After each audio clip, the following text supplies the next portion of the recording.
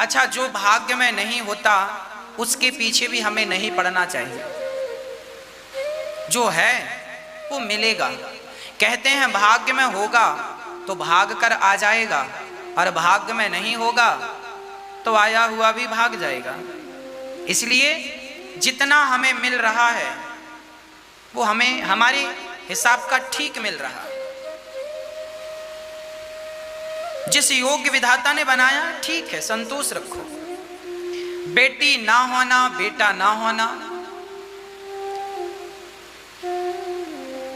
लोग बहुत रोते हैं, महाराज जी हमें बेटा नहीं है, महाराज जी हमारी बेटी नहीं है। अरे जो है उसमें संतोष क्यों नहीं रखते? एक मैया बोली, महाराज जी हमारी 4 बेटियां हैं, एक बेटा हो जाए तो अच्छा है। हमने कहा 4 बेटियां हैं ना, जिनकी एक भी बेटी नहीं है जरा उनसे पूछो, वो कह रहे हैं कि हमारी एक ही बेटी हो जाए तो हमारा काम हो जाए। जिनकी एक भी नहीं है वो एक को तरस रहे हैं, और जिनके 4 हैं वो भी एक को ही तरस रहे हैं। देखिए, जिसे दुखी रहना है वो किसी भी प्रकार से दुखी रह लेता है, और जिसे पॉजिटिव रहना है, सुखी रहना है, वो किसी भी प्रकार से सुख ढूंढ लेता है। इसलिए सुखी रहा करो, सदा पॉजिटिव रहा करो, नेगेटिव ना रहा करो। एक बालक का नाम था श्यामू। श्यामू सारे गांव वालों से गालियां दिया करते थे। एक्चुअली श्यामू के माँ बाप बचपन में गुजर गए थे। सारे गांव वालों की वो सेवा करता था, तो गांव वाले गाली दे देते थे। अनाथ था, जो मन आया कह दिया। श्यामू को गाली दे देते थे, कोई कुछ गाली, जो बुलाए ए यहाँ गाली दे, श्यामू यहाँ, श्यामू श्यामू। पर वो बालक बहुत हंसता रहता था, प्रसन्न रहता था। एक संत की नजर पड़ी श्यामू पर, बुलाया, बेटा यहाँ आओ। मैं देखता हूं गांव के सभी लोग तुम्हें गालियां देकर बुलाते हैं और तुम बड़े प्रसन्न रहते हो, इस हाल में भी प्रसन्न कैसे? श्यामू ने महात्मा जी के कान में धीरे से कहा, महात्मा जी ये लोग श्यामू को गाली देते हैं। जब मैंने सुना कि मुझे बहुत गाली दे रहे हैं श्यामू को, तो मैंने अपना नाम ही बदल लिया, और बदला हुआ नाम मैंने इन्हें बताया ही नहीं। मैंने अपना नाम रामू रख लिया, रामू। और ये गालियां देते हैं श्यामू को। अब मैं तो श्यामू हूं नहीं, मैं तो रामू। अब ये गालियां दे रहे हैं श्यामू को और मैं हूं रामू, इसलिए मैं इनकी बेवकूफी पर हंसता हूं, मैं प्रसन्न रहता हूं। आप भी ये चीज समझ लीजिएगा। जैसे मुझे किसी ने गाली दी, अनिरुद्धाचार्य को किसी ने गाली दी, तो आपने यदि मुझे गाली दी तो गाली किसको दी? मेरे शरीर को दी ना। मेरे शरीर का नाम अनिरुद्धाचार्य है, आप लोग कहते हैं। इस शरीर को अनिरुद्धाचार्य कहते हैं। आपको पता है कि यह शरीर अनिरुद्धाचार्य है, तो गालियां तो आप शरीर को दे रहे हैं ना। और मुझे पता है कि यह शरीर तो चिता में जल जाना है, तो फिर मैं आपकी गालियों का बुरा क्यों मानूं? जो गालियां आपने दी हैं वो गालियां भी शरीर में चिता के साथ जल जाएंगी। मैं अनिरुद्धाचार्य नहीं हूं, मैं सिर्फ परमात्मा का दास हूं, मैं भगवान का हूं बस। अब मैं क्या हूं ये भगवान जाने, मैं तो भगवान का हूं बस, ये समझ लो। मैं हूं ही नहीं, मैं शब्द जो है वो मेरी डिक्शनरी में नहीं है। ये दास भगवान का है। गालियां शरीर को मिलती हैं, आप देते रहो, गालियां नाम को मिलती हैं। भाई फलाने का नाम राकेश है, तो लोग गाली देते हैं राकेश का ऐसा, राकेश का वैसा, गाली नाम को मिल रही है ना। इसीलिए आप नाम अलग है और नामी अलग है। मेरा नाम अनिरुद्धाचार्य आप कहते हैं, पर नाम से भी मैं अलग हूं कि नहीं? फिर छोटी मोटी बातों को ना यूं टाल दिया करो, प्रसन्न रहा करो, हर हाल में पॉजिटिव रहा करो। गालियां आपको कोई नहीं देता, गालियां आपके नाम को देता। भाई किसी ने आपको कुत्ता कहा और आपने कुत्ता सुनकर भौंकना शुरू कर दिया, तो बताओ उसने क्या गलत कहा? ठीक ही तो कहा।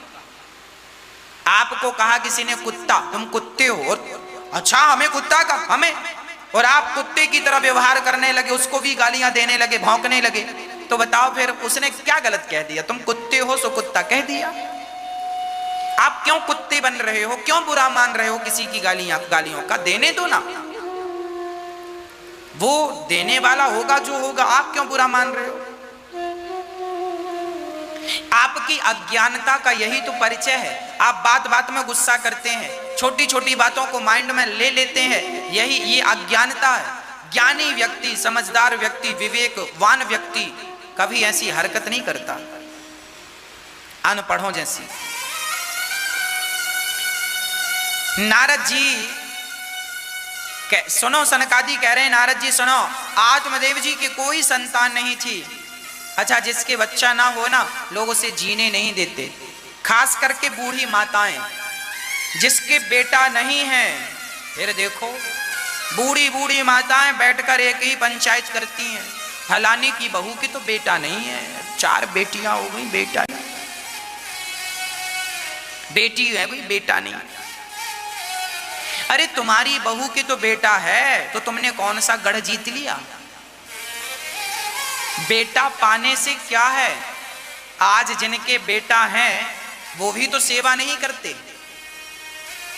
4 बेटा हैं जिन माँ के, 5 बेटा हैं जिन माँ के, 2 बेटे हैं, 1 बेटा है। ऐसी बहुत सारी माताएं, उन माओं की सेवा ये दास अनिरुद्ध करता है गौरी गोपाल वृद्धाश्रम में। जिनके अपने बच्चे हैं, अच्छे कमाते खाते हैं, पर उनकी माँ उन्हें बोझ लगती है, सेवा नहीं करते, ऐसी माताओं की सेवा ये दास अनिरुद्ध करता है। तो बेटा है और बुढ़ापे में गिलास भर पानी देंगे, इसकी क्या गारंटी है? इसलिए बेटों के लिए ना रोया करो, भगवान के लिए रोया करो।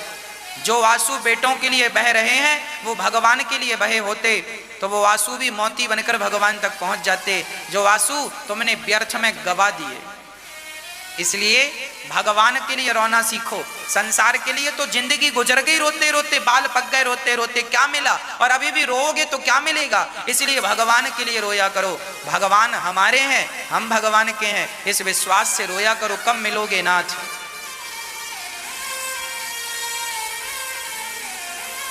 प्रिय भक्तों, आत्मदेव जी महाराज का जब पुत्र नहीं हुआ, संतान नहीं हुई, हम कहते हैं भगवान को बेटा माना करो। जिनके बेटा नहीं है उन पर भगवान की विशेष कृपा है। भगवान उन्हें संसार में उलझाना नहीं चाहते, इसलिए वो सबसे आजाद हैं। भगवान का चिंतन किया करो, हर हाल में प्रसन्न रहा करो। बेटा नहीं है मत रोइए, भगवान तो बेटे हैं आपके, भगवान को बना लो अपना बेटा। हम आपके बेटे हैं, हमें बना लो अपना बेटा। यहां गौरी गोपाल वृद्धाश्रम में माताएं जो रहती हैं, उन्होंने हमें जन्म नहीं दिया, पर फिर भी हम उन्हें अपनी मां मानते हैं और वो हमें अपना बेटा मानती हैं। जब उन्होंने हमें अपना बेटा मान लिया, तो आप बेटे के लिए क्यों रोते हैं? भगवान को बेटा बना लो, दास आपका बेटा है।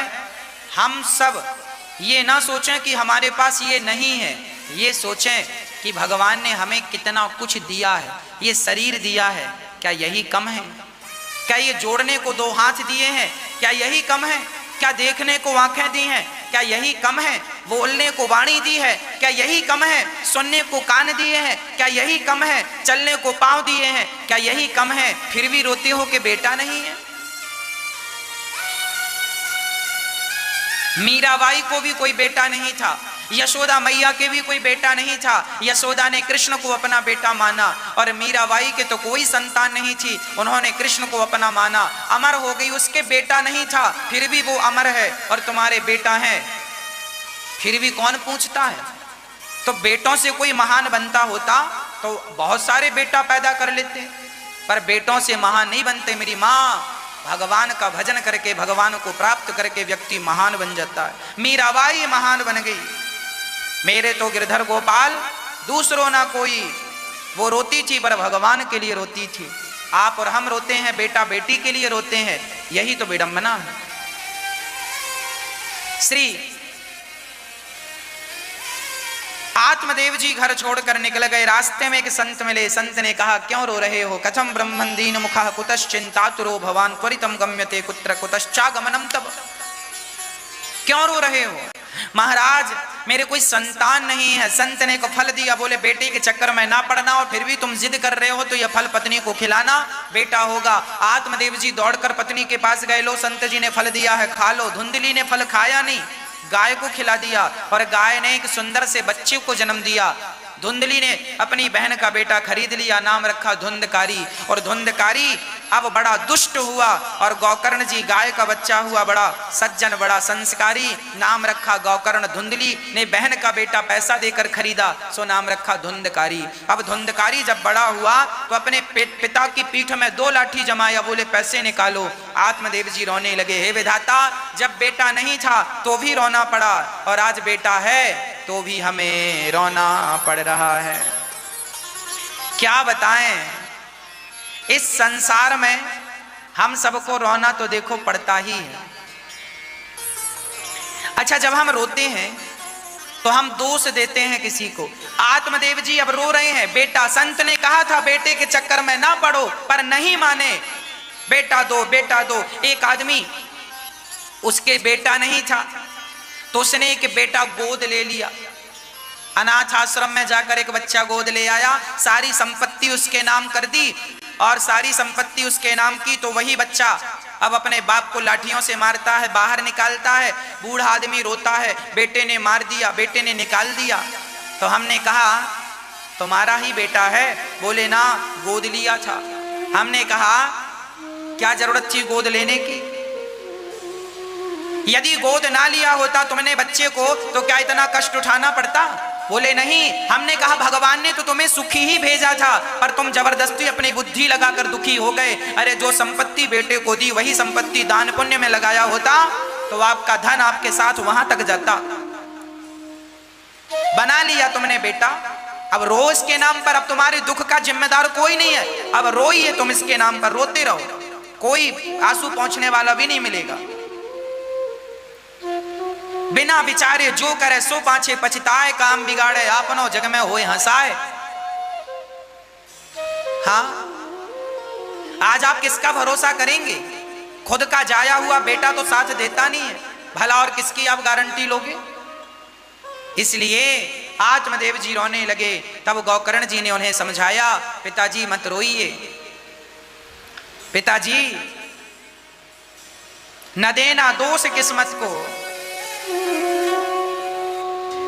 किसको दोष दोगे? ये विपत्ति जो आई है, न देना दोष किस्मत को, विपत्ति तो सब पे आती है। न देना दोष किस्मत को, विपत्ति तो सब पे आती है। क्या बताएं, ये जो विपत्ति है ना, ये सब पे ही आती है। हाँ, ये सब पे आती है विपत्ति। किस पर नहीं आई? आप पर भी विपत्ति आएगी, हम पर भी आएगी। कौन है जिस पर विपत्ति ना आई हो? विपत्ति सब पे आती है। इसलिए जब आत्मदेव जी पर लाठियां बरसाई उनके अपने बेटे ने, तब गौकर्ण जी समझा रहे हैं, पिताजी क्यों रो रहे हैं? विपत्तियों के कारण? तो विपत्तियां सब पर आई हैं। कुछ लोग ऐसे होते हैं जो विपत्तियों के आने पर और मजबूत हो जाते हैं, और कुछ लोग ऐसे होते हैं जो विपत्ति के आने पर समाप्त हो जाते हैं। इसलिए विपत्ति आएगी, विविधः सन्तु नः सस्व तत्र तत्र जगत गुरु। माता कुंती ने भगवान से विपत्ति मांगी, हे विधाता मेरे सिर पर विपत्तियों का पहाड़ टूट पड़े। क्यों माँ विपत्ति क्यों मांग रही हो? बोले जब जब विपत्ति आई तब तब प्रभु आपका दर्शन हुआ है, और जब जब जीवन में सुख आया है तब तब मैं आपके दर्शन से वंचित रह गई हूँ। ऐसे सुख पर पत्थर पड़े जो कृष्ण हृदय से जाए, और बलिहारी व दुख की जो पल पल नाम जपाए। हाँ, हमें ऐसा सुख नहीं चाहिए, हमें दुख चाहिए जिसमें कम से कम आपका स्मरण होता रहे, आपका चिंतन होता रहे। प्रिय भक्तों,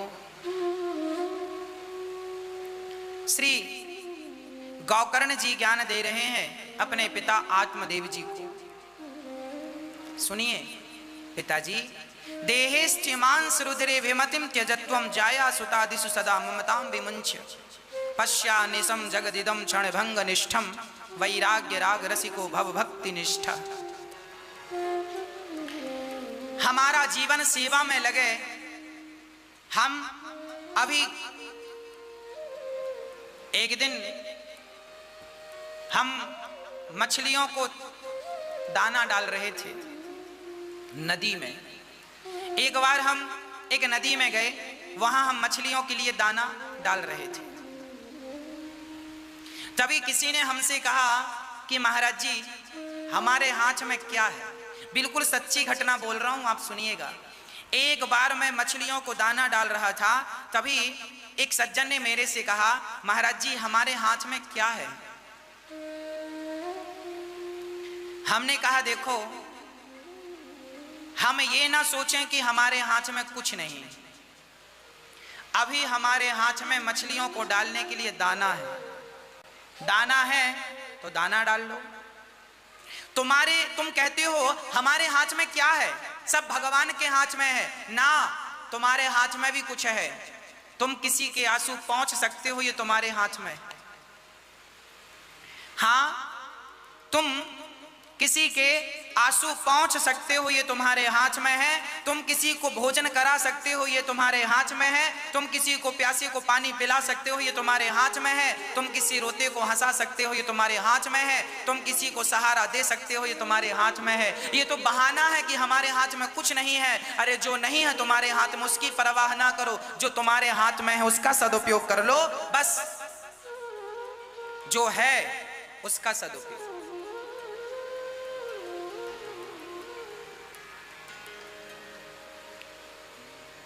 हमारे हाथ में भी बहुत कुछ होता है।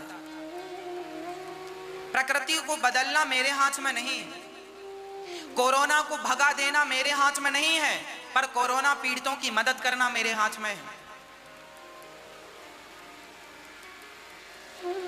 हाँ, एक नई गंगा को फिर से प्रकट कर देना ये मेरे हाथ में नहीं है, पर बहती हुई गंगा को शुद्ध कर देना ये मेरे हाथ में है। एक नई यमुना प्रकट कर देना मेरे हाथ में नहीं है, पर नई यमुना ना सही बहती हुई यमुना को शुद्ध कर देना हम सबके हाथ में।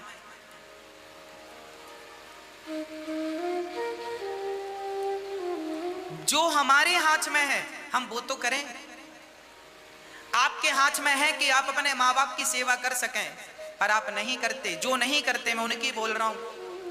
वो अपने माँ बाप की सेवा करते तो उनकी मां दौड़ करके गौरी गोपाल वृद्धाश्रम क्यों आती?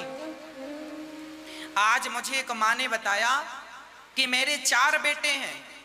वो उस दिन मैया आई थी जिस दिन मातृ दिवस था, मदर्स डे था। उस दिन वो मैया मंच में आई थी। उन्होंने आज मेरे से बताया कि महाराज जी हमारे 4 बेटे हैं और चारों बच्चे हमारे बेटे हमें मारते हैं। मारते हैं बेटे। और जब मारते हैं तो वो मैया यहां आई और ये दास उन मां की सेवा करता। वो मां यहां रहती हैं। ऐसी कितनी माताएं हैं जिन माओं की दुआएं आप लोग लूट रहे हैं। आप भी किसी एक मां का सहारा बन सकते हैं। किसी एक मां को जीवन भर भोजन देने का संकल्प कर सकते हैं। आप भी किसी एक रोती हुई मां को हंसा सकते हैं।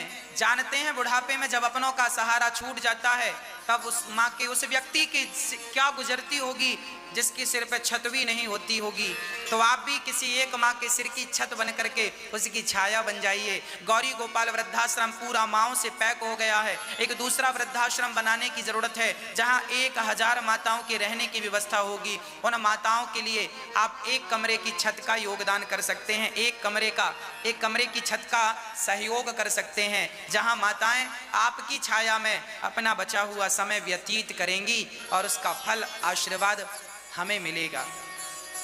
ये तो हमारे हाथ में है ना। लोग कहते हैं हमारे हाथ में क्या है? अरे किसी का सहारा बन जाना ये आपके हाथ में ही है।